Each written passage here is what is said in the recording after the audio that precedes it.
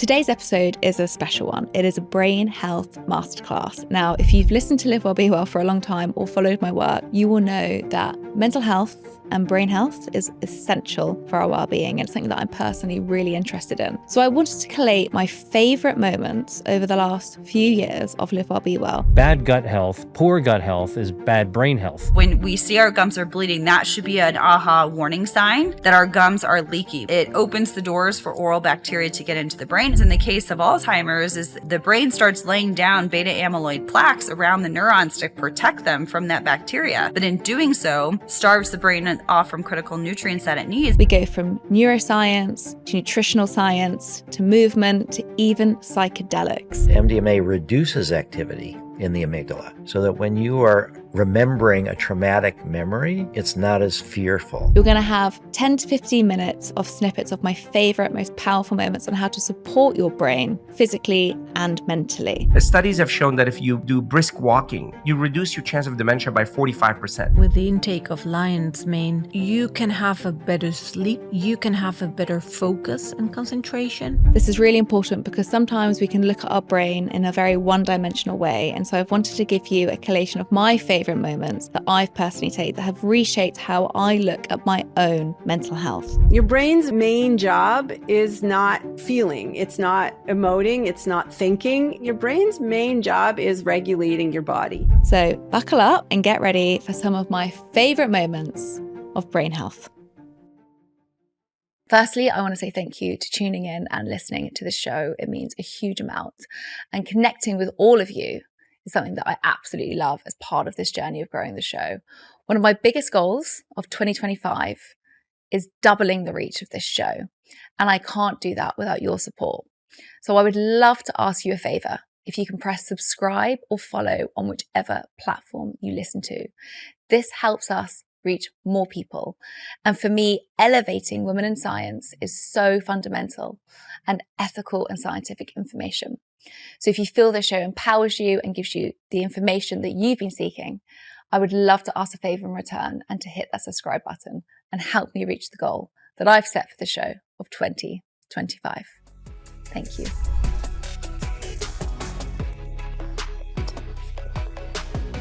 How did the brain evolve first, and how did the immune system then later come in? Because I think most people would think that they came together, but they didn't. And why is that an important function to understand?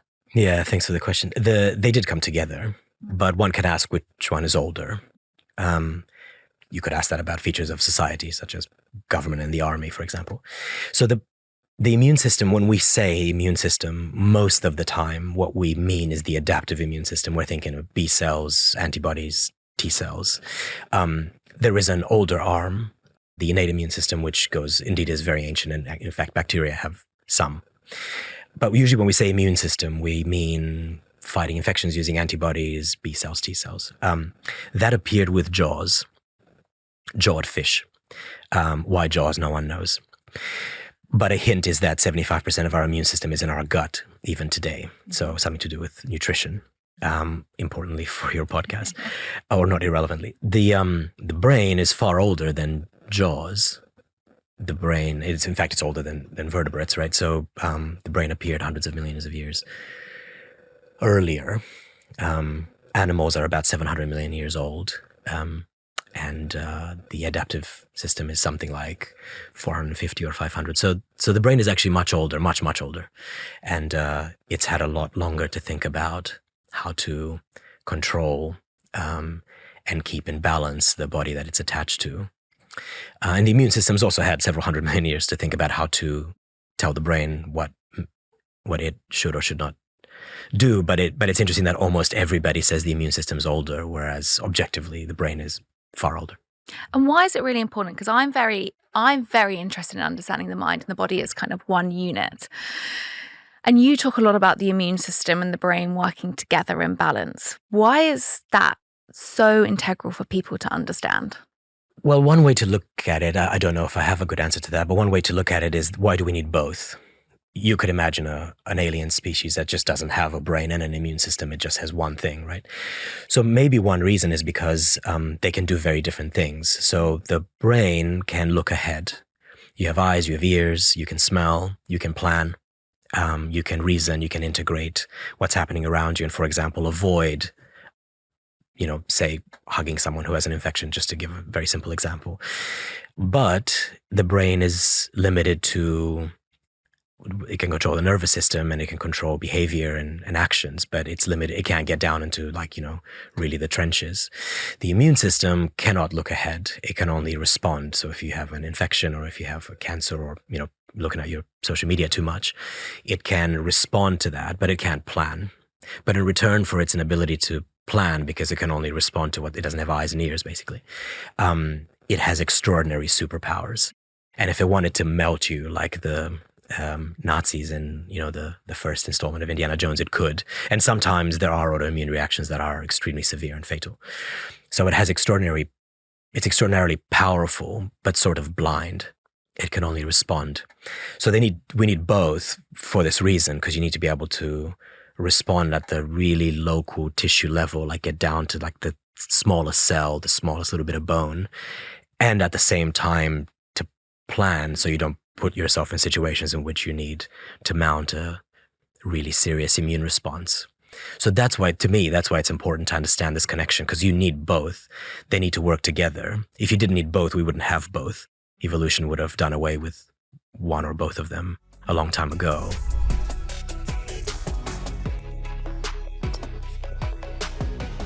We learned something about the more basic aspects of brain function. And so we kind of shifted our strategy to, instead of starting with anger, sadness, and fear, and so on, which are not universal categories for emotion. They're in many, many cultures, but not all cultures. And there are lots of other categories that don't exist in English or in any Western culture that are very important to individual cultures. So instead of starting with the categories and going looking for their physical basis, we started with a more basic question. How does the brain work? What's its most important job? How is it performing that job? And once we understand something about the physiology and the structure of the brain in its relation to the body and the world, then we can start asking questions. Well, how does it create these moments that we know and experience as emotion? But really, we're asking questions about how does it create lived experience? How does it regulate your actions? How is it that you do what you do when you do it? And what we discovered was something really consistent with what a lot of other scientists were finding, and that is your brain's main job is not feeling. It's not emoting. It's not thinking. It's not even seeing or hearing or sensing. Your brain's main job is regulating your body in a metabolically efficient way. And it's doing that all the time. And the way that it's doing that is it's remembering past events that are similar to the present. You don't experience yourself as remembering, but that is what your brain is doing. In the moment, it's remembering instances meaning it's reinstating in its wiring instances from the past that are similar to the present to predict what's going to happen in a moment from now, what you'll see, what you'll hear, and what you'll feel, and what you'll do. And those predictions, those memories, are really important for not just creating an instance of anger or sadness or fear, but they're important for seeing and hearing and acting. So your brain is basically a meaning maker. And sometimes the meaning that it makes is an emotion. It's attempting to use past experience to predict and explain incoming sensory signals from your body and from the world. The human brain is so fascinating because it creates experiences with such in stealth. First of all, it doesn't make itself aware of its construction process, but also it's so vivid and so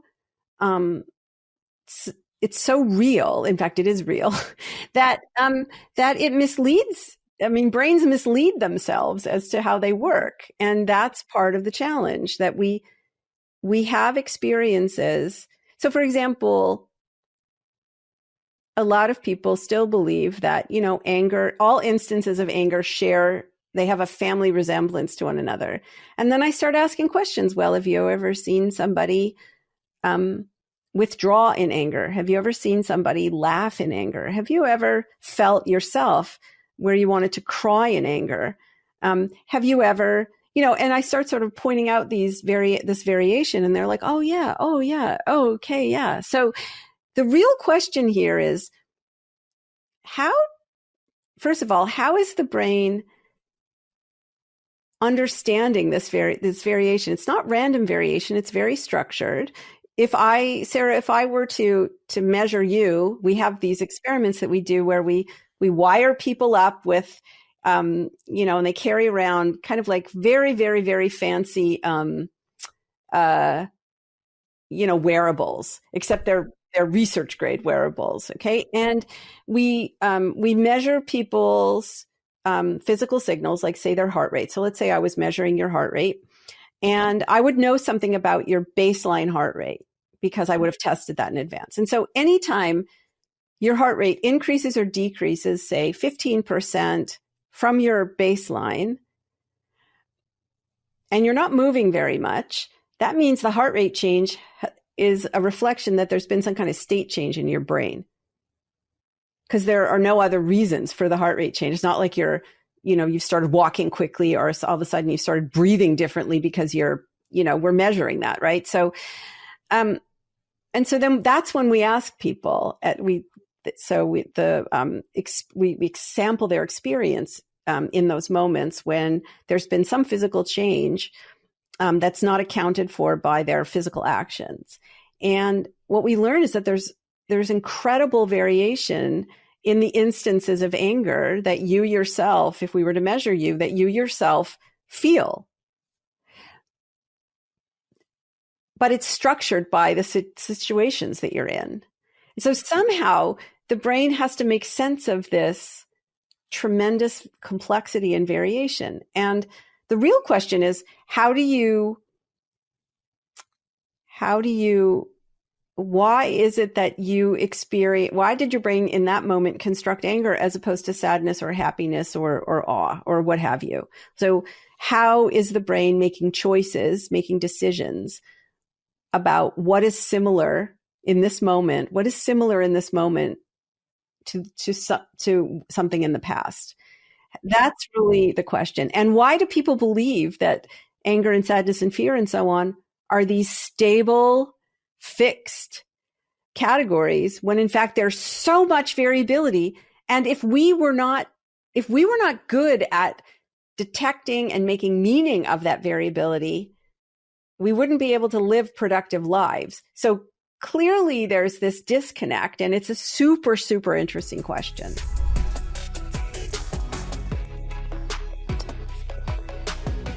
What makes somewhere a blue zone? Because it can't just be people that live to 100. What do you have to do to pass to become a blue zone?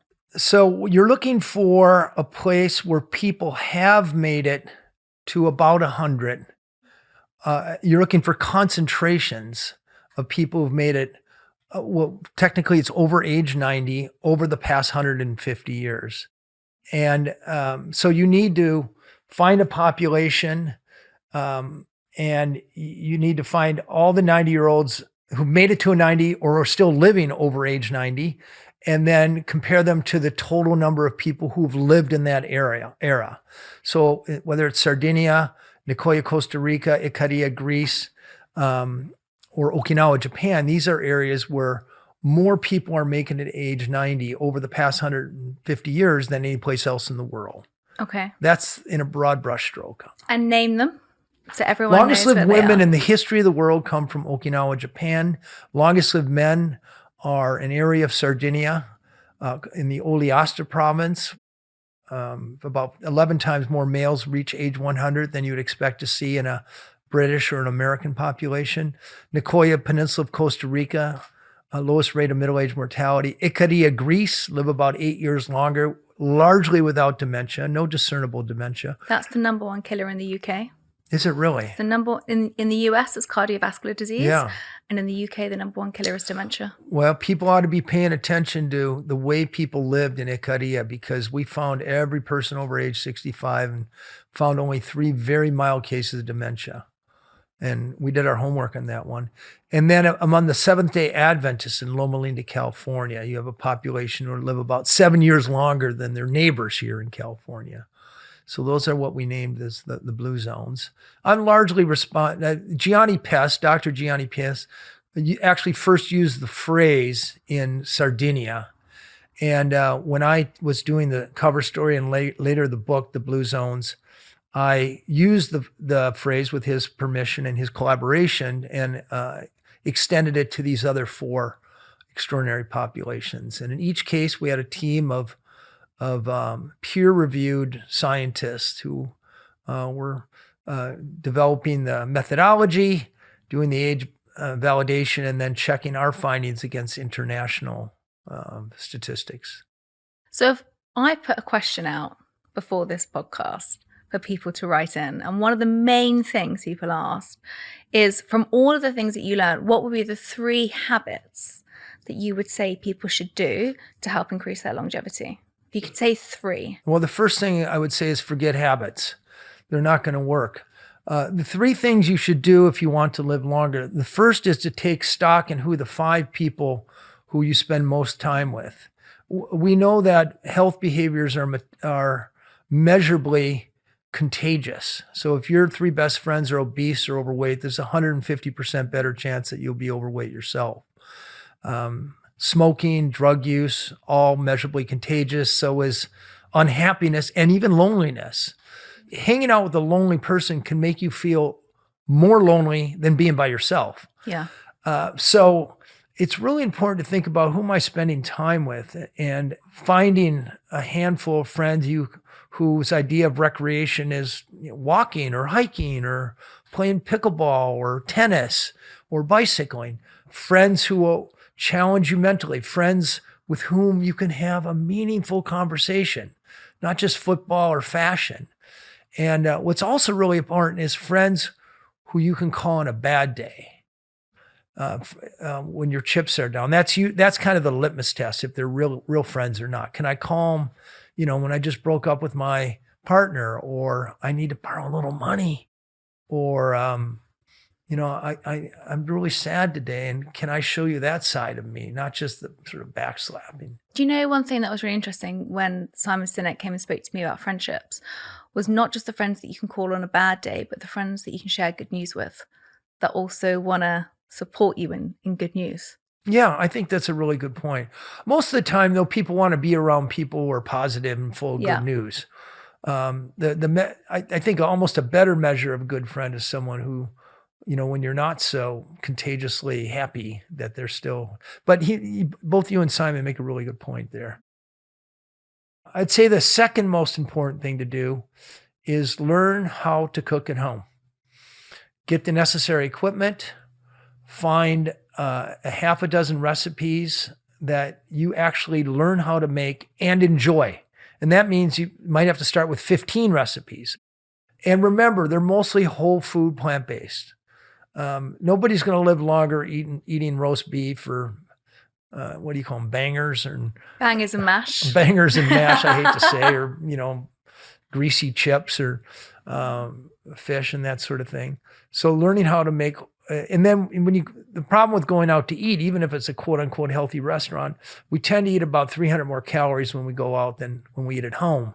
And those calories tend to be more sugar and salt laden and full of things that aren't so good for us. So learning how to cook at home is super important. And then very counterintuitively, the third thing is taking the time to know what your purpose is.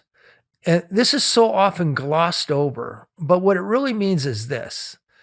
It's the confluence of what you love to do, or your passion, what you're good at doing, being able to use your strength to do the things you like, what lines up with your values, and then what has a external benefit, not just for you, not just sitting around knitting or, I love sports cars or whatever.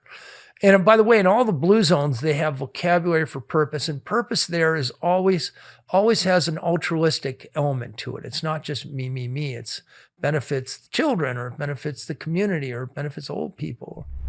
Iron is one of the most common deficiencies that I see in clinic, especially in women. And it's not just about feeling tired. Low iron can impact your energy, your focus, your mood, and even your immune system. It's something we really need to be aware of, because if left untreated, iron deficiency can become very serious. Now, UK data shows that around 20 to 35% of women aged 18 to 50 do not meet the recommended dietary guidelines for iron intake. And if you're pregnant, menstruating, or following a vegetarian or vegan diet, your needs are even higher, and therefore you're more at risk. So that's why I often recommend Spartone. Now, this is a naturally sourced iron-rich water that comes from the Welsh Hills. It contains ferrous iron, the most absorbable form, with studies showing up to 40% absorption. So your body can actually use what it takes in. Now, it's also incredibly gentle. It's one natural ingredient, there's no harsh tablets, and there's no digestive issues. I use it myself, and it is my go-to in clinic. You can pick up Spartone at Boots, and if you've been feeling low on energy, it's absolutely worth checking in on your iron with your doctor or GP.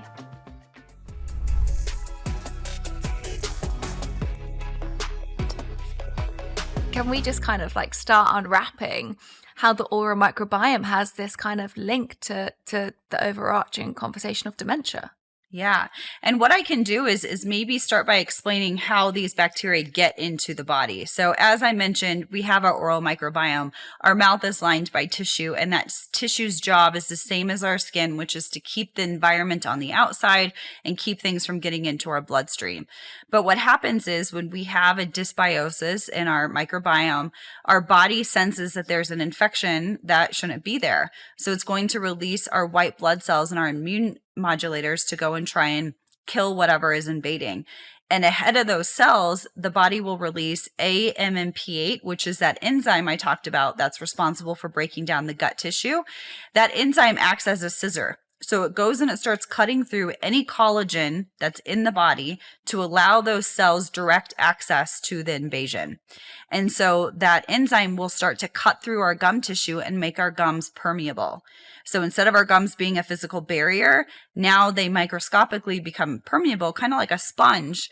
And so now it's letting the cells get to the source of infection, but at the same time, that gum tissue can no longer act as a barrier. Now that bacteria get into the gum tissue, and our gum tissue is what houses the blood supply of our body. That's why some people's gums are bleeding when they brush or floss. And so when we see our gums are bleeding, that should be an aha warning sign that our gums are leaky. We have leaky gums. And so once those pathogens get into the gum tissue, they can circulate anywhere and everywhere throughout the body. And one of the places that they go, and that's very close to the mouth, is the brain.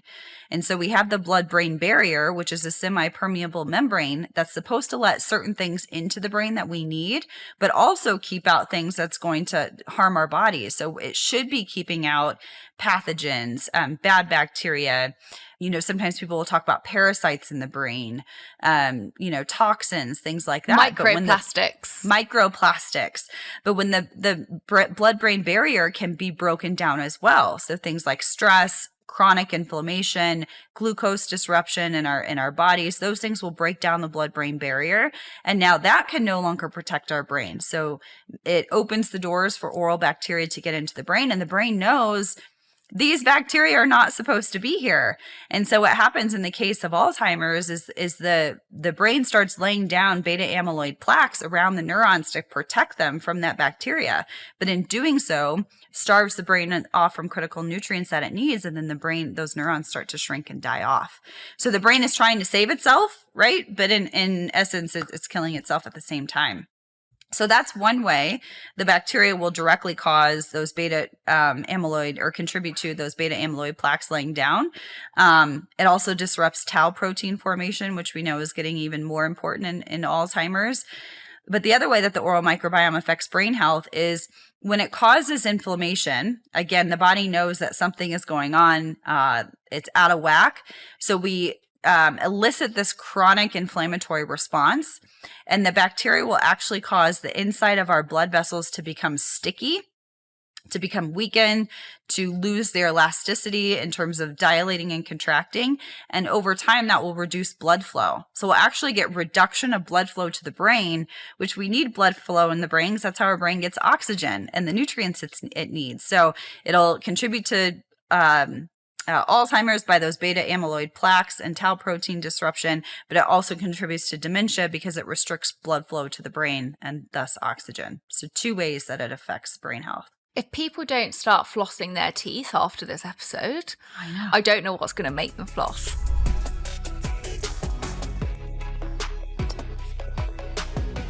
We all fear cognitive decline. We all fear this idea our brain isn't working properly. Alzheimer's is a very specific disease, and many people who are said to have Alzheimer's may not actually have Alzheimer's. They need a neurologist to properly diagnose it. They may not have Alzheimer's may not be the only condition they have. They may have other things going on at the same time, kind of a double whammy or multiple whammy that's affecting their brain function. Or they may have an altogether different neurological, neurodegenerative condition that masquerades with some of the same symptoms of Alzheimer's. We call that dementia. But so rather than try to go for the diagnosis and then look for that magic pill that can actually reverse it or a magic food that can reverse it, which is what people that are watching that or listening, that's what they want. They were looking for that simple solution. I think prevention is really key, especially in areas that we're still doing research and we don't fully have a full understanding of it. Okay, so what are the things that we know that are helpful for reversing dementia? We know that, actually, before I go there, let me just say, what are the main things that actually put you at greatest risk for dementia? Okay. Well, I told you many causes of dementia, many types of dementia, but I'll tell you, if you have a family history of some type of neurodegeneration, some form of dementia, you're going to be at higher risk.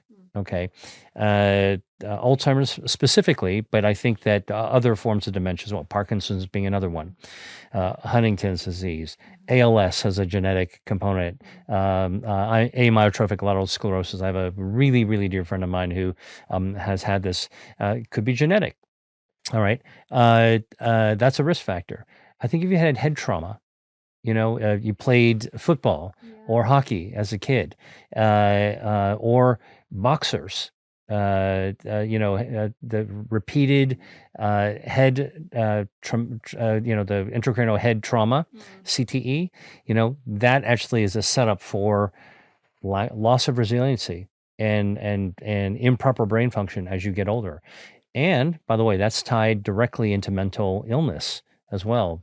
Wow. Depression, suicidal ideation, schizophrenia, bipolar disorder, all the symptoms come up, all right, in addition to cognitive defects. So again, lots of things are feeders into this as another risk factor. We also know, and this is actually more recent discovery, I think this is probably profound, a profound recent discovery is that our gut health, our gut microbiome probably plays a gigantic role in maintaining that brain resiliency because we are finding in people with depression and cognitive disorders and Alzheimer's disease, okay, many of these inability to recover from brain not being resilient all the way to frank dementia, Alzheimer's disease, you find changes in the gut microbiome. So if you study 2 groups of age-matched patients, and you study, and one of the groups has Alzheimer's, the other group, same age, same other features, don't have Alzheimer's. One of the major differences you find between the 2 groups is their gut microbiome is very, very different. There's dysbiosis, or a sick gut bacteria, poor neighborhood, unhealthy neighborhood in the patients with Alzheimer's. Is that cause or effect? Well, more likely that is a contributory cause. The brain didn't cause a bad microbiome. It's more likely the bad microbiome, and it could be that Alzheimer's brains are intensely inflamed, lots of inflammation, and blood vessels growing in ways that are releasing toxins and not bringing better perfusion. I published a paper on Alzheimer's in The Lancet in the year 2000, proposing that Alzheimer's has an angiogenesis component to it as well. And it's a very frequently cited paper. There's much more research to be done on that. Look, these are deviations from normal, right? So gut microbiome, head trauma, genetic family history. We don't know. There's so many other questions. Is it environmental exposures? Are there epigenetics that could actually make a difference? What about microplastics? Or nanoplastics, right? The credit cards that we're eating every single week, unbeknownst in our food. Before you go on to the positives, sorry to interrupt, but we had James Kinross on the show, who I spoke to you about, who wrote Dark Matter, and he was talking about fecal transplants, and he was even saying there is now studies, because you spoke about the gut microbiome, where they are transferring fecal microbiota transplants into people with Alzheimer's, and it's working, which is quite mind-blowing. So when you're talking about the gut microbiome, it's a powerhouse. That's translational research at its best, something that we know, and that there's some positive benefits that we're seeing in the lab in animals. Okay. Research data. Animals aren't humans. We've cured cancer in animals many times. We're still working and struggling to get it to work reliably in humans. Same thing in Alzheimer's. I think it's really exciting that they're translating that research to humans. Let's talk about things that can lower your risk of cognitive disorders, ranging from just, having difficulty finding it, can't remember where your keys are, or what you ate for dinner last night, to all the way to full-blown dementia. So again, accept the fact these are different diseases, different conditions. Are there things that I could generally say would lower risk? A couple of things. Number one, better gut health is probably going to wind up being one of the central, it's probably going to be the bullseye. I think, in 20 years, we're going to be looking back and say, why didn't we think of this 100 years ago? Gut health, bad gut health, poor gut health is bad brain health. So, and by the way, when does it start? It probably starts when we're children. So for all the parents out there, younger people who, have younger kids, it's like, they got the rest of their lives to figure it out. Wrong. When we're thinking about making decisions, when young parents are making decisions for young children, they may be actually casting their fate, both positive and negative, at a very, very early age. And so I think getting kids onto good dietary patterns that foster better gut health, they're going to be thanking you when you're long gone, okay? Because their gut microbiome will be healthier, their brain will probably be healthier as well. And you're right, there are lots of research studies, clinical research studies, being able to look at this now to see what we can actually, getting more evidence to have a better understanding of it. So number one, gut health. So all the things related to gut health, better diet, less ultra-processed foods, et cetera, et cetera. Number two, regular physical activity. Everyone feels, when you're younger, you feel like, you know what? I want to be in shape. I'm going to join a gym. Some people say, I want to get a trainer. And you look in the mirror and you look pretty good. Look, that is something that people can do in a certain window in their lives. But really, being physically active is something that we can actually do our entire lives. And that's what's important, is consistent, regular physical behavior. Look, kids are running around all the time. They're bouncing off the walls, right? Teenagers are super active. Young adults, you're rushing off to work. You're zipping around, going out to events and parties and, things like that. When you get to middle age, you're tired. There's things happening to you. You're worn down. And a lot of those physical activity things that we might have otherwise done, we slow down on. I would encourage people to keep up your physical activity, be mindful of your movement, right? But I even think the younger generation, because a lot of us can sit behind laptops all day for 9 hours and we don't move, and then we think a 20-minute run is going to solve the movement crisis. Well, as we're not in a crisis, but tick all of our boxes of movement, but actually we're probably getting less because we're sitting down all day. Right. Well, that's bringing up not only the kind of the laptop phenomenon. Look, if you're a laptop, yeah, but if you're mobile, you can still walk when you're on mobile. Yeah, totally. However, now we're talking about another dimension, which is blue light that shines out of our devices that interferes with our sleep. So after physical activity, well, I'm going to get to the sleep part, staying in motion is really important throughout your whole life. Not only is it important for brain health, but it's important for overall mobility as well. Somebody once told me that, as we get older, when we're younger, we can, climb on walls like Spider-Man. But when you get older, you don't think about doing that anymore. And yet, if you think about like a leopard in the jungle, it's hunting. It is pouncing from tree to tree branch to tree branch its entire life. Otherwise, it wouldn't be able to hunt or eat. That's kind of what we need to be able to actually do, is to stay limber, stay agile, and stay in motion. That has been shown to improve vascular health, blood vessel health, which then, of course, addresses the blood-brain barrier, which then also directly addresses the circulation in the brain. More movement brings better blood flow just by the nature of movement. So stay in motion, all right? The other thing that I think is really important is social connection. Social connection turns out to be, it sounds like a kind of a hand-wavy sociology, psychology thing, have good friends, make good connections, network. It's much more vital than that. If you look at the blue zones, where people live not just long lives, but they live vitally, they live with a vibrancy. Part of their vibrancy is their connection to other people. They want to be connected to other people. When and so that's also important, is to find meaning. There's a term called hedonia, right? So that's where you get great pleasure in something. And then there's eudaimonia. This is a newer concept. Eudaimonia is actually feeling a sense of purpose and happiness because of your purpose. When you've got friends, when you've got family, when you've got good connections, you feel like you're part of your purpose is to be there for them. That's really important too. And although we don't understand the biology behind that, that's also very important for brain health, and probably ties into the preventative aspect, the social connections that actually lower the risk of dementia.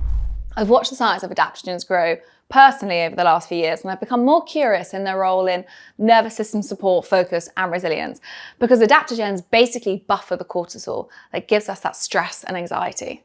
But here's the thing, quality is everything. Most adaptogens on the market don't actually contain enough of the active compounds that you see in clinical studies to make a difference. That's why I've partnered with London Nootropics. These guys only use clinical studied standardized extracts. This is really, really important to get the benefits that you're seeing in clinical research. And they work with Hephaestus, Europe's leading mushroom bioscience company. They have high bioavailability. They use incredible ingredients like KSM66, ashwagandha, and rhodiola life. And these are the active ingredients that you need to see the difference. They have lots of different blends. Flow gets me into deep focus with lion's mane. Zen helps support my calm and steady my clarity with ashwagandha. And Mojo gives a clean lift, no crash. And Mush Love made with fantastic fungi with 3 Hephaestus mushrooms to elevate your day. Enjoy 20% off and use code LiveWellBeWell. They come in these fantastic little sachets, and they're great for traveling too.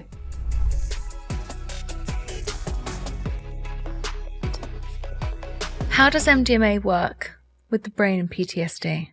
Okay. This is an easy one. All right. So the first step is, how does PTSD change your brain?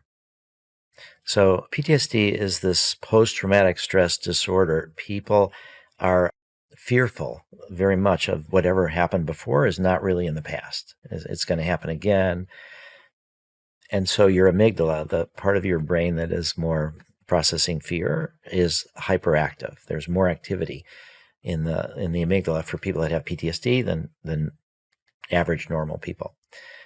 The other thing about PTSD is that it's hard to separate out what's a real threat, what's not. If people are always triggered by different things. So there's less activity in the prefrontal cortex where we think logically. So you're sort of short-circuited by your emotions. So you see somebody that looks like somebody that assaulted you, and now you feel like you're about to be assaulted again. If you had a moment to think about it, it's a whole different person. It's a whole different context. It's not that. And then these traumatic memories are never really put into the past. And so the hippocampus, which is the part of our brain that stores memories into long-term storage, there's lower activity in the hippocampus and less connectivity between the amygdala and the hippocampus when you have PTSD. Right? So that's kind of how your brain changes, and you've got these real circuits that are activating all the time. So MDMA works great for PTSD, but we found later that, or not we, other people found it. We felt that if we focus on the healing, other people will do the neuroscience. So what we know is that MDMA reduces activity in the amygdala, so that when you are remembering a traumatic memory, it's not as fearful. MDMA increases activity in the prefrontal cortex, so you're able to sort of think logically more so. And then MDMA increases connectivity between the hippocampus and the amygdala so that you're able to process memories and put them into long-term storage. And then the other big part of what it does is oxytocin. So the hormone of love and connection, of self-compassion, of self-love. Yeah. My favorite one. Yeah. So MDMA releases oxytocin. And there's a woman, Gould Dolan, a neuroscientist, who has done studies that show that in mice, that the oxytocin is released by MDMA, and that's what promotes neuroplasticity. And that's what we really need with PTSD, is that we need to create more of these neural highways and kind of shunt them off from the trauma loop and create new neural highways. Yeah. So we're having new processing methods, right? Yeah, you definitely can have one session where you rewire your brain. Yeah. And then if you do the therapy. Now, I should add, though, that, for example, this woman that I worked with in 1984 who had PTSD, MDMA, by reducing this fear response to traumatic memories, can be destabilizing as well as healing. So she initially did it with a friend of hers, and memories of past sexual abuse came up. And it so destabilized her. She'd previously attempted suicide. She'd been medicated. She'd been hospitalized from this trauma. And under MDMA, even in a safe place, relatively, with a lover, these memories came up, and she felt that they were overwhelming. So she checked herself into a hospital not to kill herself. And while she was there, they stabilized her, but they gave her the same SSRI stuff that she'd had before, whatever medicines. She didn't think it would work. So she was more suicidal when she got out. So I don't want people to think you take MDMA and now all of your problems you can deal with. If you're not in a safe therapeutic setting, you can trigger traumatic memories, and then they can be overwhelming. So it's the context more than the drug that is what produces the healing.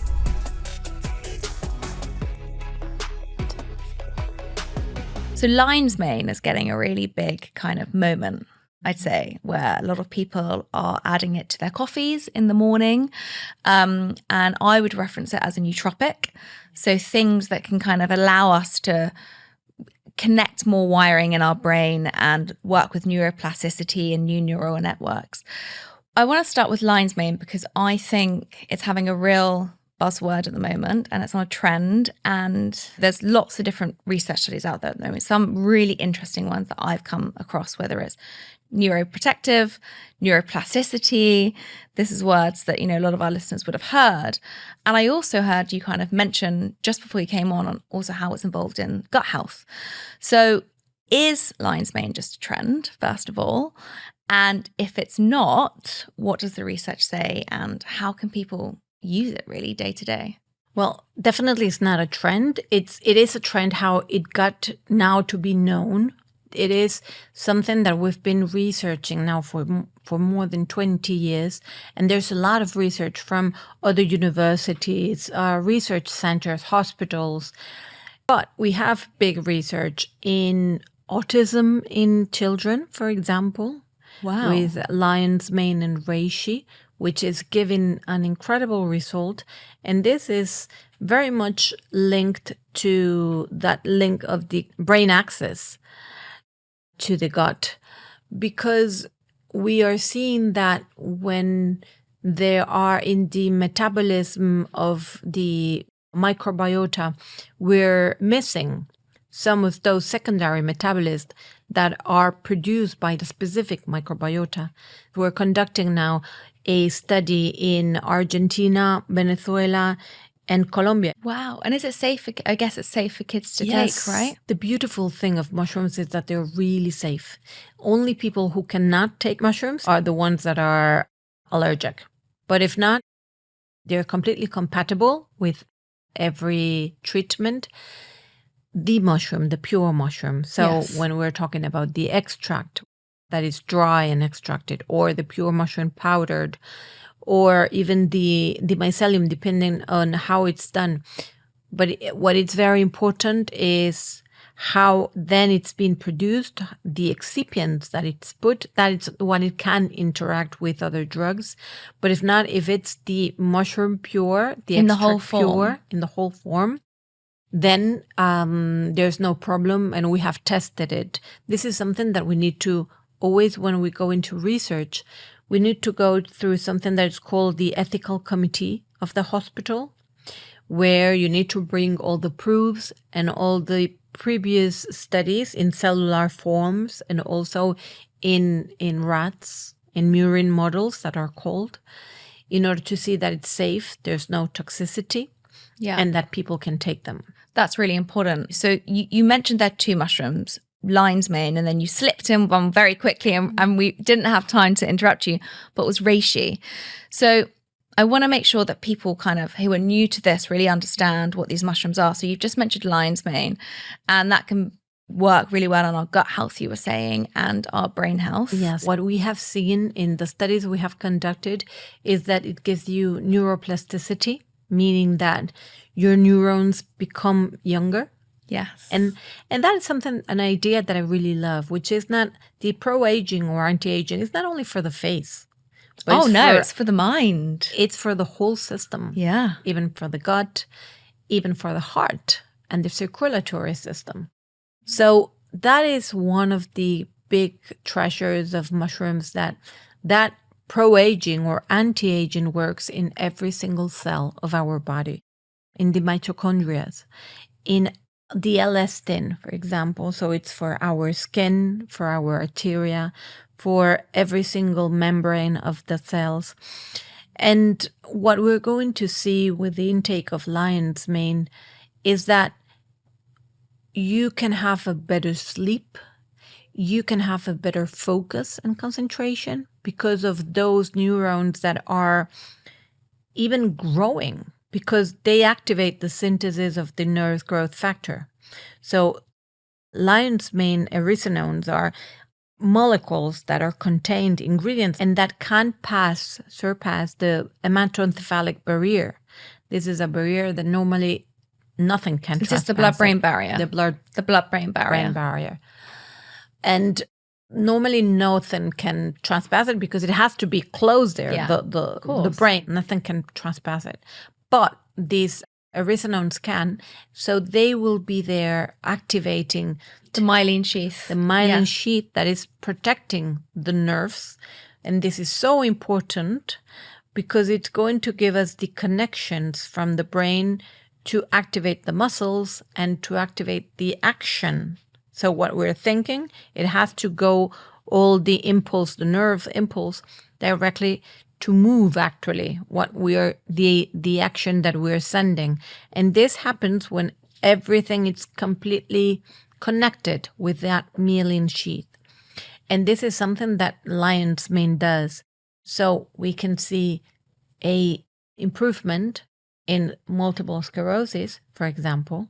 Wow, so you can be working with MS. We are working with with the MS as well, and it's helping there. As I was saying, with autism, we have now a research that is starting, that's a clinical trial with 500 elderly people that we're going to work to see how we can work in early stages of Alzheimer's, because we are seeing that we can help incredibly with Alzheimer's With lion's mane. Yes, with the extract of lion's mane. I think that's something that so many of us are scared of, right? I know it's the leading cause of death in the UK. I say that all the time in this podcast because I think dementia and Alzheimer's is something that always arises. It's incredible. So I guess even thinking pre-Alzheimer's, right? Maybe if you've got a genetic risk for it, a genetic disposition. Yeah. This is maybe something that people should be thinking about, right? As a prevention measure. Totally, because so we need to change the medicine that intervenes for the medicine that prevents.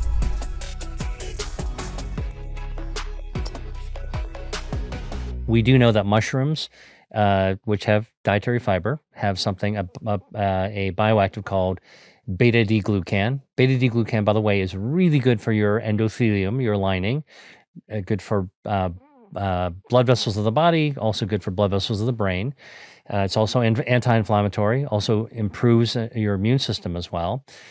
This beta-glucan is also found in oats, so like oatmeal. And so we took a page of the playbook from what we've learned from mushrooms, because we know that the beta-glucan can be important for healing. And we extracted from oats and tested to see if the oats beta-glucan will actually have healing. And guess what we found? And we presented this last year at a wound meeting. In the lab, when you actually treat a wound with oat-derived bioactives, including beta-glucan, you can double the rate of normal healing. You can speed up normal healing. You can improve the circulation underneath the surface. So after the wound is healed, kind of like the covering is shut, right? It's like, but what about underneath? Well, we found that beta-glucan from oats will actually improve the circulation, better blood flow, which is what you want for better healthy tissue, right? And we also found when we cut out the wound and look under the microscope, something startling. The wound that healed is scarless, no scar. Okay. And then when we looked even deeper, we found that part of what made it scarless was it recruited stem cells, right? So this is insights that we gained from mushrooms. We applied it to oats. Then we jumped into wound healing. It was also powerfully anti-inflammatory as well. This is how food as medicine researchers like me actually take discoveries in one area and try to apply it to other areas, explore what else can we do. So I think it'd be fascinating to take a look at this Chinese celery-derived NBP and ask, are there any other plants that have this? And if so, could we develop some protocols potentially for people who need better brain recovery or brain regeneration? What I heard you say, and I don't know if this is correct, we can regenerate parts of our brain. Is that true? I know this is a very big thing because it's coming on to understanding more around cognitive decline, but thinking about that is such a large statement and gives a lot of hope if that is true. Is that true? Okay, so when I went to medical school, it was very clearly taught to all the doctors to be that humans don't regenerate. And of all the things that heal very slowly, the brain, once you have a stroke and you have a blockage to the circulation of the brain or bleed that destroys the brain, that's it. Game over for that part of the brain.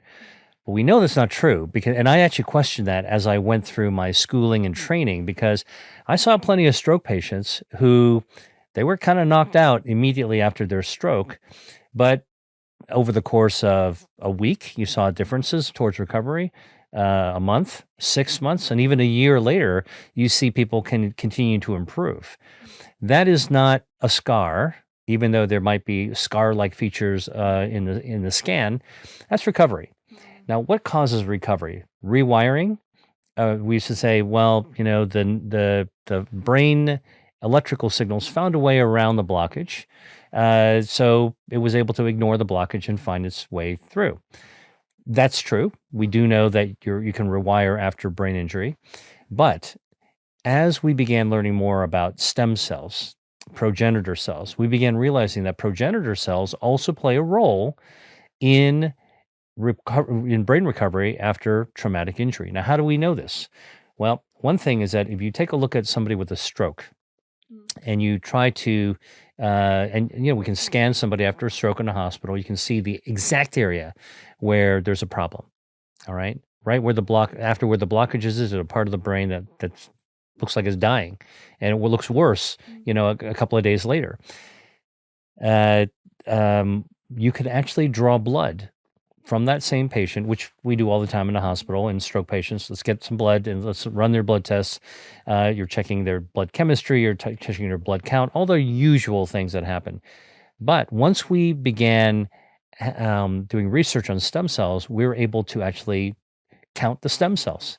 And guess what? After a stroke, stem cells are called by your brain out of your bone marrow to help rescue parts of the brain through healing, repair, and regeneration, because that's what stem cells do.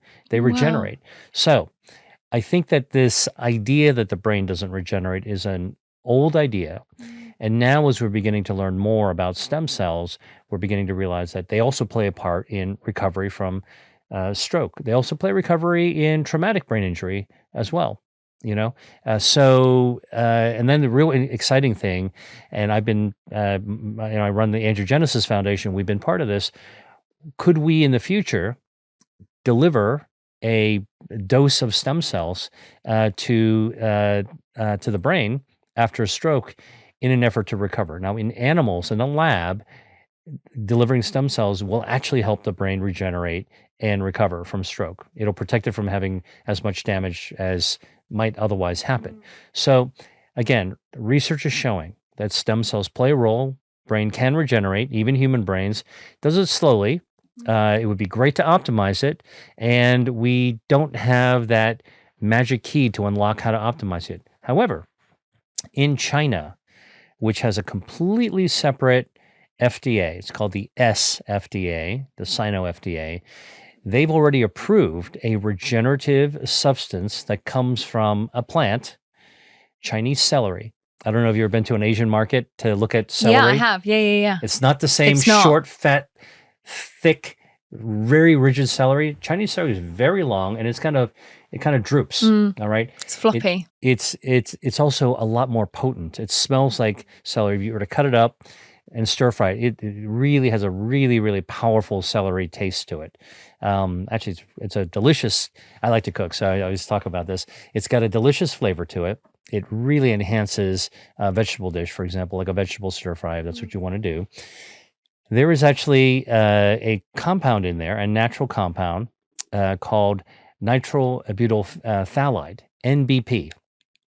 In the lab, NBP delivered to animals who have had an experimental stroke will cause stem cells to come out to limit the damage and help of the stroke and also help the brain recover. So in China, they ran that clinical trials, phase 3 clinical trials. It worked like gangbusters. So now this is actually an approved treatment for stroke, plant-based substance, NBP, to treat stroke expressly for the goal, or I should say for the expressed goal, to be able to actually prompt brain regeneration.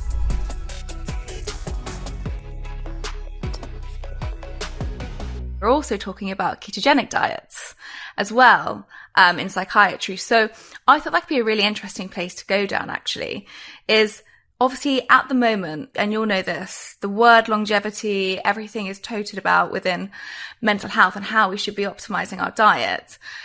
But they're two quite different diets. So someone listening to this, how can they navigate what they think should be going down? Was it the Mediterranean diet or is it the ketogenic diet? What's the kind of overarching answer from your opinion? So I would say the first step in even questioning whether you might benefit from changing your diet is a really basic assessment of your metabolic health markers. So what's your blood sugar like? Do you have pre-diabetes or diabetes? Unfortunately, 50% of Americans now have pre-diabetes or diabetes. So 1 in 2 people are going to have to say, oh, that's a problem for me. I want to look at your lipids, HDL cholesterol, LDL cholesterol, triglycerides. I want to look at inflammatory biomarkers. I want to look at waist kind of circumference or abdominal fat. I want to look at blood pressure. And with those markers, and I will even take the inflammatory biomarkers out because they're not officially part of metabolic syndrome, but those general markers, so blood glucose, HDL cholesterol, triglycerides, blood pressure, and abdominal fat, abdominal obesity. Those 5 biomarkers are biomarkers of what we call metabolic syndrome. And right now, only 7% of Americans have none of them. 93% of Americans have at least one abnormality in those 5 simple biomarkers.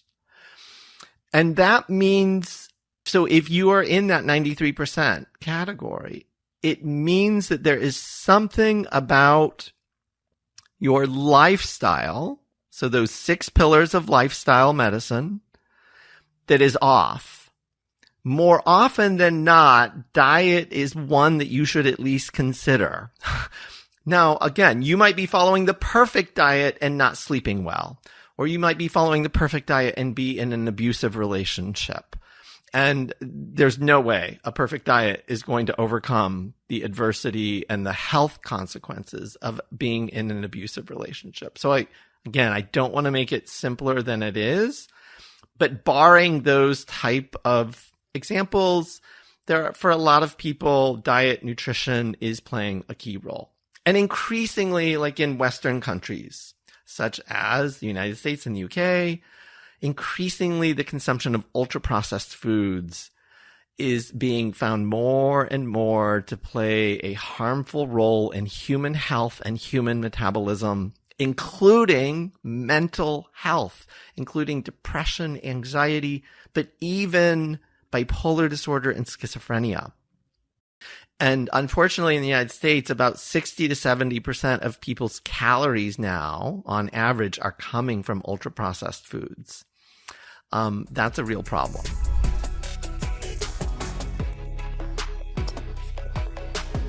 So if we put men and women under a brain scan, is there much difference between a woman's brain and a man's brain? Because all I've got in my brain at the moment is men are from Mars, women are from Venus.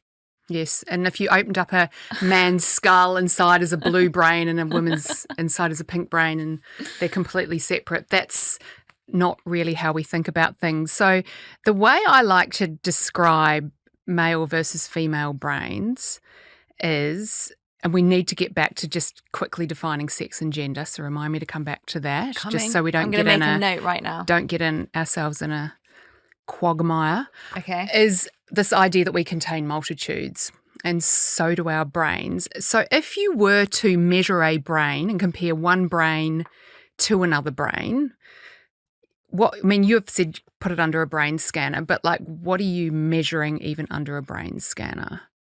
You could measure 100 different things. You could measure like the entire volume of the brain, or the size, or the shape. You could zoom in and look at specific parts of the brain. How thick is the cortex? What is the volume of that subnuclei? You could use a different type of brain imaging technology like fMRI, functional MRI, and you could look at how do different networks in the brain connect, which parts of the brain become activated or deactivated while you're performing certain tasks, or maybe just while you're sort of lying there thinking about nothing.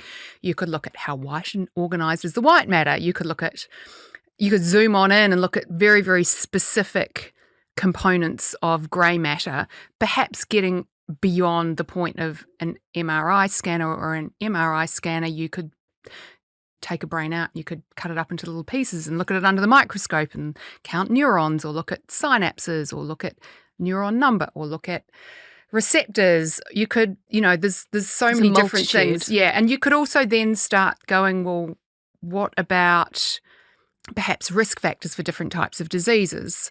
So we could look at Tourette's syndrome, or Alzheimer's disease, or anxiety, or depression, or autism, a whole host of different factors like that. We could start doing different types of cognitive tests. So we've got hundreds of different types of measures that we could make of any one brain. And each of those measures, sometimes we might see a biological sex difference, in that we might see a difference between a male brain and a female brain. Often we won't see a biological sex difference. Sometimes when we see a difference, it's not an enormously big difference. Now, you'll be familiar, because you're a scientist, right? So if you've got a normal distribution curve, a standard distribution, if you measured 1,000 male brains and 1,000 female brains, and you did start to see perhaps a biological sex difference, it's not as if the standard deviation curves are completely separate. Often there's a lot of overlap, and we're looking at very, very subtle differences. We're only going to start seeing those differences emerge when we're measuring lots and lots of brains. There's one study which I haven't talked about a lot that comes out of work from a woman, Pauline Mackey, a neuroscientist, psychiatrist, women's health researcher, who's looked at brain fog during menopause. And this is this big topic. And again, if you're told you get to 48 and you're going to get brain fog, you're going to experience it. Like we do create our own realities, but also it is real and it is measurable, but not in everyone all of the time. So they had a cohort. It was a small longitudinal study whereby they looked at a group of women and followed them the whole way through perimenopause and menopause and kind of out the other side, and did tons of different cognitive tests on them at multiple times all the way through this sort of perimenopause transition. And the cognitive tests were designed to pick up different aspects of kind of memory and attention and thinking, all the sorts of functions that our brain does that we might feel aren't working as well when we say we have brain fog. And brain fog's a very big umbrella word, like a constellation of symptoms, a bit like baby brain, where we might just like, my brain isn't working. But like people who haven't slept much might say they have brain fog, or perhaps people with depression might have brain fog, or, we use it quite loosely. And it turns out that not every woman shows cognitive decline across this time course. Machine learning was able to analyze this data and kind of come up with these like kind of 4 subgroups or buckets of women showing these different kind of trajectories across the menopause transition. Some women, their cognition stayed the same. Right? Did all these tests the whole way through, and they just sort of stayed the same as they were. There was one small group of women who showed a slight reduction in some of their test scores across that menopause transition, and they were much more likely to have poor levels of education, have terrible sleep, and to also have lots of other kind of constellation of symptoms going through menopause. But then there was 2 groups of women who actually showed improvements in their test scores. And through menopause? And in a way that might not, well, probably shouldn't necessarily come as a surprise. Not every test score, but, some tests of memory and some tests of attention actually improved. But when you do cognitive testing multiple times, your test scores get better. And we tell this story about brain fog, but that's not every woman's experience all of the time. And it's not until we've got really rigorous data analysis, we've got lots of data points, and then we use sophisticated ways to analyze it, we have these new stories starting to emerge that I think show that, again, we're not just reaching this reproductive life transition that automatically equals dysfunction and decline and instability and things going wrong. Brains shift and shape and reorganize and respond. And you'd be familiar with this word, even just this word brain plasticity. Our brains reorganize and react and often show quite a great deal of resilience over time. But we're just not telling these stories. And I saw similar types of stories emerge when we're talking about pregnancy and motherhood and baby brain, and even just aging and memory across the lifespan. Data is starting to reveal some really new and interesting stories that aren't always about dysfunction and decline. I think that gives, so there's one study that I read in your book, and I'm jumping in the lifespans here, but listeners, stay with me. We're now on menopause. I'm jumping as well. We're going everywhere, but it's, that's the journey of life. Menopause. So I went to this Women's Health Summit in LA, and for a woman in her 30s, being very much in the sphere, I'm informed about menopause now. You're probably petrified at the moment. But I'm petrified. Yeah. And I can see these 2 years images. ago, you wouldn't have, menopause wasn't invented. I joke and I say menopause wasn't invented, but yes. But I also really don't want to undermine women that are really struggling. I actually do have some friends who can call me in tears because they feel like they've completely lost who they are and they feel very alone. And so I guess I'm kind of in the weeds of kind of wanting to understand the science behind this. But I remember sitting at this Women's Health conference only a couple of months ago with some incredible scientists and showing the decline of the brain on the screen and going, this is what happens when you hit 35. This is what happens when you hit 45. And the surface of the brain declining. So I'm obviously naturally, as anyone probably listening to the show and anyone who is very deep in the menopause space, pretty scared about what's meant to happen. And then I read this part in your book, which said the first brain image study tracking women from perimenopause to postmenopause came out in 2021. It showed that some areas of grey matter expanded, especially in the regions of the brain linked to memory and cognition. So I was like, it's not loss, it's adaptation, which I don't think I've had or heard any conversation that said that parts of our memory and cognition can actually expand in menopause.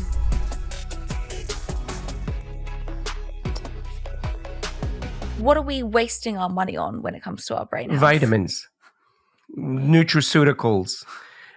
We did the reviews. We look at the data. I mean, if you want the magical one thing, first of all, that's not going to get you health. It's a comprehensive approach. You're going to have to do the brisk walking. Studies have shown that if you do brisk walking, you reduce your chance of dementia by 45%. Brisk walking, free, in your neighborhood. You don't have to pay to some social media guru. So brisk walk 20 minutes a day. It's incredible. The operative term, though, being brisk walk. Leg strength. This is Studies, a good one. Yeah, we looked at the compared population that actually had MCI, pre-dementia. Mild cognitive impairment, yeah. pre-dementia. 2 groups. One did leg strengthening exercise, the other one stretching exercises. They reduced their chance of dementia by more than 40% by leg strength. And by leg strength, I don't mean you have to do squats and put weights on your mini squats in front of TV. What about calf lifts? If I'm sitting here now talking to you, Completely. would that work? Absolutely. Absolutely. So simple things like that are incredibly powerful. I want people to start moving towards that direction of many meaningful activities. So coming back to vitamins and nutraceuticals, there are a couple that are been valid and validated, have been shown to be important. In US, about 40% of population is B12 deficient. B12 wow, is it that much? Yes. Whether they're omnivore or vegetarian, it doesn't matter. Yeah. 41% is not getting enough vitamin So B12. check your B12. Check your B12. That's essential. And even if you take B12, if you haven't checked it, B12 is water soluble and most often it goes away after, so check your B12. That's an important thing. B12 is involved in so many cellular processes, including DNA repair.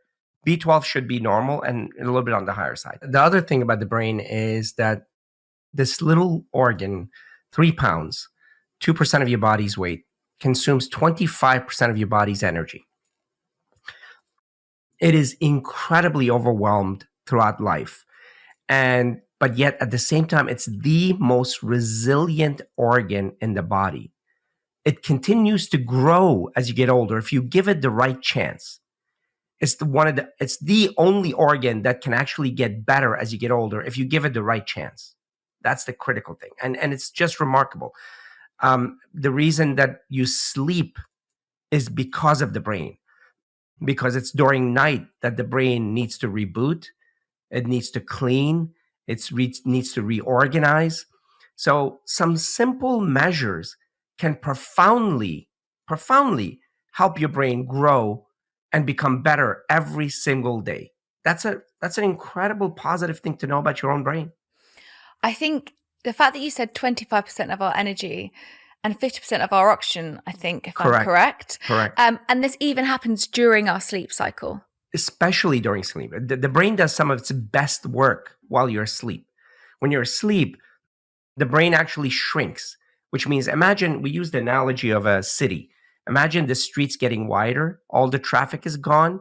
Now the cleaning crew comes in. These are glial cells, which are outnumbering the other cells by 9-fold. Well, there are different kinds of glial cells, but let's say in general, 9-fold. The cleaning crew is larger than the population of the city. Imagine New York City or LA.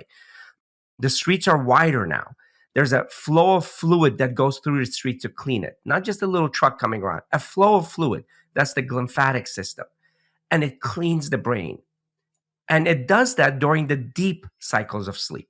So you need deep sleep. You need 4 to 5 times a night where you get to the deep sleep. And that's an important conversation we can have, is what you need to do to get to deep sleep. And when you do that, also that gives space for the information to get reorganized and put in the right file, folder, and cabinet. The one thing that helps memory the most, more than any trick, more than any gimmick, is sleep.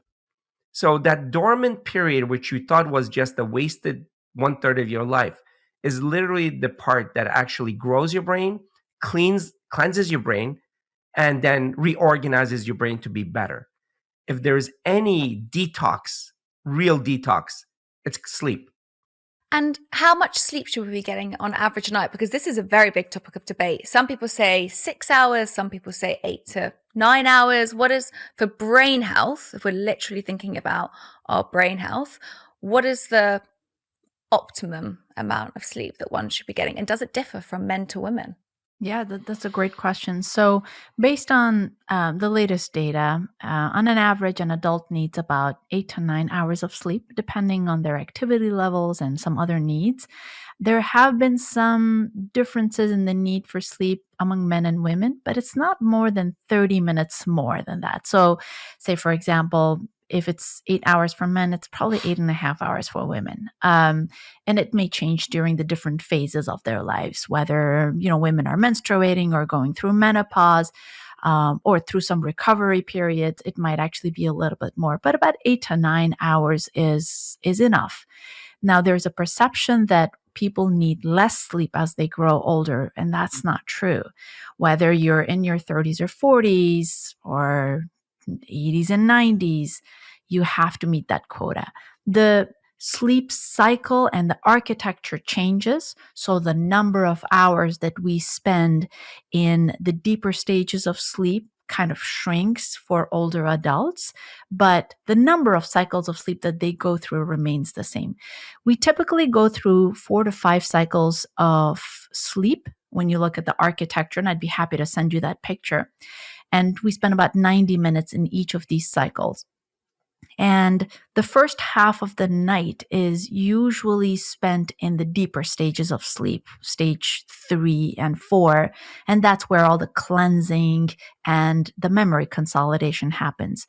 During the latter half, or the second half of the sleep architecture, is when we spend more time in REM sleep. And REM sleep is about dreaming, where your mind is very active, and that has been associated with creativity, with problem solving. And, you hear stories from artists and from painters that actually come up with phenomenal ideas during those stages of sleep. So to come back to your question, it's about 8 to 9 hours of sleep, and it kind of stays the same throughout our adult life. What is one of the main things that people could basically start doing today regarding all of this to help their brain health and optimize their brain health? In our neuroconcept, U is at the center. Unwind. Unwind is not just sitting around and relaxing on the beach, which is great. We live on the beach, so it's fine. Unwind is identifying the stressors specifically. I mean, if you notice, that's the running stream through this whole conversation, whether it's nutrition and everything else. Spend a little time, go old school, get a notepad, write down specifically, measurably, the bad stressors in your life. Specifically and measurably the good stressors. What is good stressors? Things that have meaning in your life, the direction you want to go in. I mean, as I said, mine is, one of the things is, and there's several. I mean, one of them is learning the guitar, learning several languages, Spanish and French, learning technology, learning about technology. So lots of things. And then the service we do in the communities, but very specifically, what is this project and so on and so forth. Write those down, then systematically build timeline around the good stressors and create a plan around bad stressors, how to reduce, eliminate, and delegate the bad stressors systematically. We don't do that. It's management. At the end of the day, it's management. I know that I'm a neurologist, but I'm going to talk to you as a manager. Managing the good and bad stressors is critical, because if you don't do that, you will never get to good nutrition, because it's going to be the diet of the day. Somebody on the internet said, oh, now eat liver this, or kidney that, or this particular kind of mushroom that's got a weird name, or this or that. They're gonna pull you along no, it's a lifestyle. It's more plants, it's this, and that needs a little organizing, which means managing your stressors, unwinding your stressors into good and bad. You won't be able to create a good exercise plan because it becomes a one-off. But if it's organized and within those good and bad stressors, then it becomes a life program. And that's, I think, where, for me, that's central. a simple old-fashioned list of good stressors specifically and bad stressors and working through those throughout the day, it becomes so powerful, so engaging, and so meaningful. And by the way, in there, add, very important, the most important thing that brain is made of, creative crazy time. Yeah. Things that just let your mind go free for half an hour. That creative time actually expands your brain. I love that. I was actually going to. So that's my element, and I'm very passionate about women's brain health. And one of the things that comes up is cognitive activity is ignored. You have a lot of lovely women who focus on their exercise and nutrition and stress and sleep, but there's very little emphasis on cognitive activity and building that situation where you can just deep dive into a topic and learn more about it. And that actually trains the brain to sustain focus and attention as well. Dean always says focus is the gateway to memory. When you learn to build information from 1 to 2 to 3 to 4 and maintain focus and attention, whether it's creating a body of information or whether it's in a conversation. If you, Sarah and I, if you sit down with me over a cup of tea and you and I start talking about, I don't know, history of Ireland, and you start having a conversation, and I will listen to you and I will maintain what you told me and I will add something to it. Then you add something to that, and then I will add something to that. In 1 hour, both of us will come out of that conversation knowing so much about the topic. One of the ideas that one of our community members had was PowerPoint nights. Friends and family members, they do a deep dive into a topic, and then they have a PowerPoint presentation to their family and friends and just give them an overview about that particular topic. I think it's so phenomenal for us to do that. It does 2 things: neuroplasticity, connection between more brain cells, sharpening your focus. Well, I guess there's 3. And the third one is that deep desire and curiosity for learning more and more. It almost becomes a habit. You kind of disconnect yourself from things that are bothering you, that are stressful in your life, and you hone in something that brings you so much joy and pleasure. I love that you both love things of 3, which is wonderful. The problem is when you make lists of 3 and then and you can't remember the third one. Yes, there was a third one. Yes, yeah. But I love that because now when I read a book or do a podcast or whatever it is, I actually spend, and I didn't used to do this because I used to forget, and then I used to try and do a review of the year and go, I can't remember the conversation I had 6 months ago that I remember was incredible, but I have no memory of what happened in that conversation. Is now I try and retake notes and bullet points. And that really helps ingrain for me what I did learn and what I did take away and what really stuck in my mind. Because I think sometimes we can just take for granted that our minds will have this incredible capacity to remember every conversation that we've had that's important. And actually now I found bullet pointing and kind of reverberating back to myself what I have learned has been such a powerful mechanism for my brain.